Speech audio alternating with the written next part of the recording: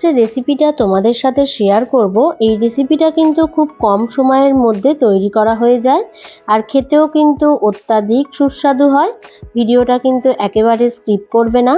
আর এই যে রেসিপিটা তোমাদের সাথে শেয়ার করব, এই রেসিপিতে রুই বা কাতলা মাছ যে কোনো মাছ দিয়েও তোমরা করতে পারো। তাহলে চলো ভিডিওটা দেখানো যাক। তবে হ্যাঁ বন্ধুরা, তোমরা কিন্তু এই ভিডিওটা অবশ্যই লাইক কমেন্ট শেয়ার করে দিয়ে আমার পাশে থেকো। নতুন কেউ দেখে থাকলে চ্যানেলটাকে অবশ্যই সাবস্ক্রাইব করে দিয়ে বেল আইকনটাকে অল করে দিও। হ্যালো ফ্রেন্ডস, আমি সুস্মিতা, বং ব্লগার সুস্মিতা চ্যানেলে তোমাদের সবাইকে স্বাগত জানাই। আজ রেসিপি রুই পোস্ত। অবশ্যই এটা রুই পোস্ত, কিন্তু খাবারের টেস্ট বাড়ানোর জন্য আমি সামান্য একটু সর্ষে ব্যবহার করেছি।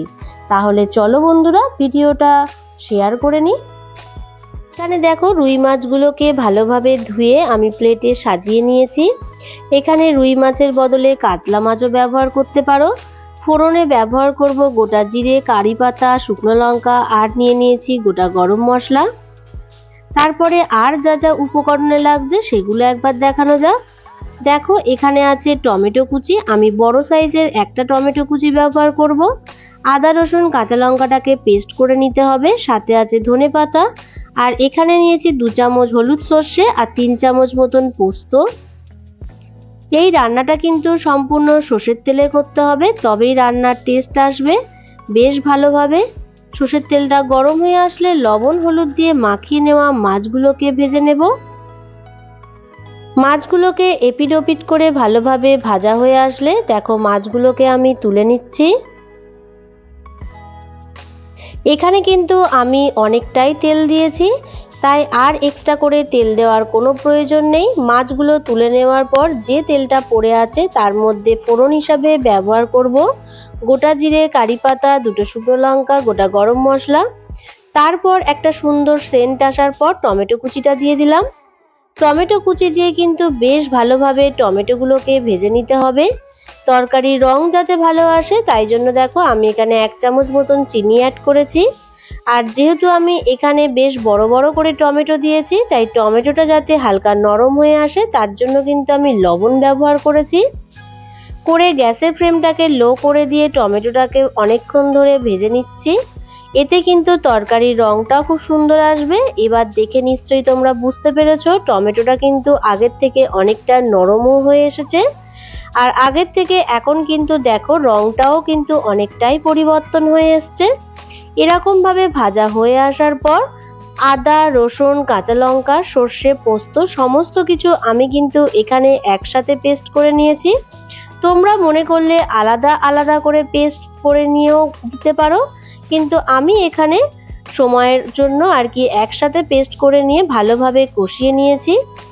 হালকাভাবে তেল ছেড়ে আসলে একে একে এবার দিয়ে দেব 2 চামচ মতন হলুদের গুঁড়ো, 1.5 চামচ মতন কাশ্মীরি রেড চিলি পাউডার, 2 চামচ ধনের গুঁড়ো আর দিয়ে দিলাম 1 চামচ মতন জিরের গুঁড়ো। তবে কিন্তু আমি এই চামচটা ব্যবহার করেছি চা চামচ। মশলাটা কিন্তু বেশ ভালোভাবে কষিয়ে নিতে হবে গ্যাসের ফ্লেমটা লো করে দিয়ে।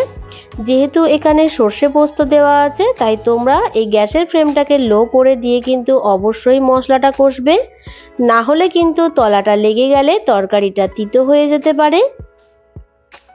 আস্তে আস্তে কষানোর পর দেখবে সাইড থেকে কিন্তু হালকা হালকা তেল ছেড়ে আসবে। বেশ ভালোভাবে কষানো হয়ে আসলে রঙের পরিবর্তন হয়ে আসলে মশলা থেকে ধুয়ে নেওয়া জলটা অ্যাড করে দিলাম।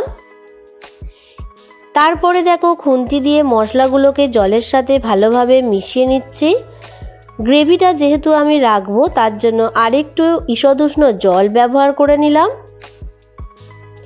ঝোলটা ভালোভাবে ফুটতে দিতে হবে আর এই সময় দেখে নেবে লবণটা ঠিক আছে কিনা। যদি মনে করো লবণ কম লাগছে তাহলে অল্প সামান্য একটু লবণও অ্যাড করে দিতে পারো। তারপরে দেখো গ্রেভিটা ফুটে আসলে ভেজে রাখা মাছগুলোকেও আমি এখানে দিয়ে দিলাম। মাছগুলোকে এপিট ওপিট করে দিচ্ছি যাতে মাছের গায়ে সমস্ত মশলাটাও লেগে যায়।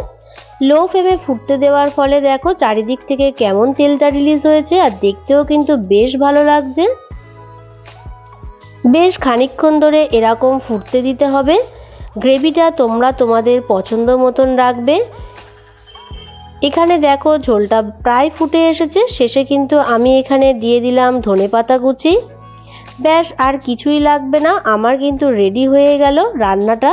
তোমরা অবশ্যই এই রেসিপিটা বাড়িতে একবার হলেও ট্রাই করবে আর খেয়ে বলবে কেমন হয়েছে।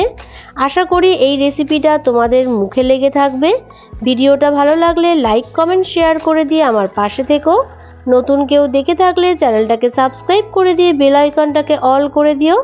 আরও যদি কিছু রেসিপি জানার থাকে অবশ্যই কমেন্ট করে জানাবে, আমি তোমাদের উত্তর দেওয়ার যথাসাধ্য চেষ্টা করব। আজ রেসিপি এই পর্যন্ত, আবার দেখা হচ্ছে নেক্সট কোনো রেসিপি নিয়ে। তোমরা ভালো থেকো, সুস্থ থেকো, টাটা।